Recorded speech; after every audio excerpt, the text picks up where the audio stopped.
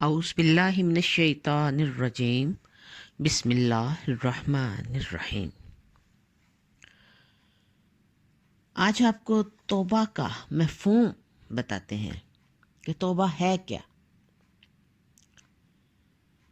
توبہ کے لفظی معنی یوں تو لوٹنا یا رجوع کرنا کے ہیں کہ فلاں شخص اس بات سے واپس لوٹ گیا، اور اہل تصوف وہ فرماتے ہیں کہ توبہ سے مراد خطائے سابق پر آتش ندامت سے باطن کا پگھلنا ہے اور جفا کا لباس اتار کر بساط وفا بچھانے کا نام ہے۔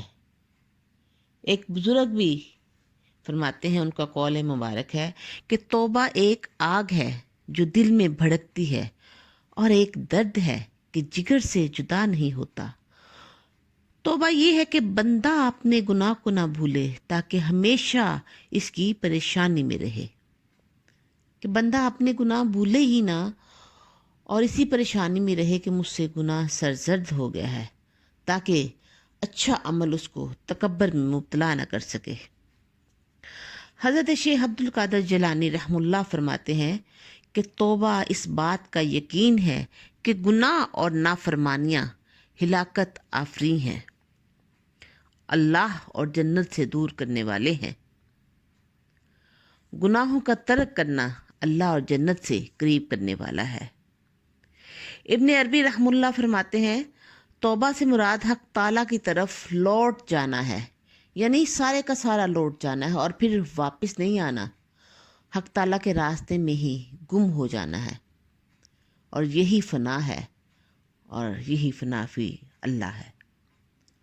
حضرت جنید بغدادی رحمہ اللہ فرماتے ہیں، توبہ یہ ہے کہ بندہ اپنے گناہوں کو بھول جائے، اس لیے کہ توبہ کرنے والا محب الہی ہوتا ہے، اور محب الہی مشاہدہ میں ہوتا ہے، اور مشاہدہ میں گناہ کا یاد کرنا ظلم ہوتا ہے۔ یوں تو اسلامی شریعت میں توبہ سے مراد برے کاموں سے باز آ کر نیک کاموں کی طرف توجہ دینا اور یہ جان لینا کہ گناہ باعث ہلاکت ہیں اور اللہ تعالیٰ سے اور جنت سے دوری کا سبب بنتے ہیں۔ ان گناہوں کو چھوڑ کے اللہ کا قرب حاصل کرنا بہت بڑا موجب ہے۔ اللہ تعالیٰ ہمیں اور ہماری طلب توبہ اور مغفرت کی ہمیں توفیق عطا فرمائے۔ فصل گل میں یہ فراوانی وحشت توبہ، فصل گل میں یہ فراوانی وحشت توبہ، دامن گل کو بھی اپنا گریباں سمجھا۔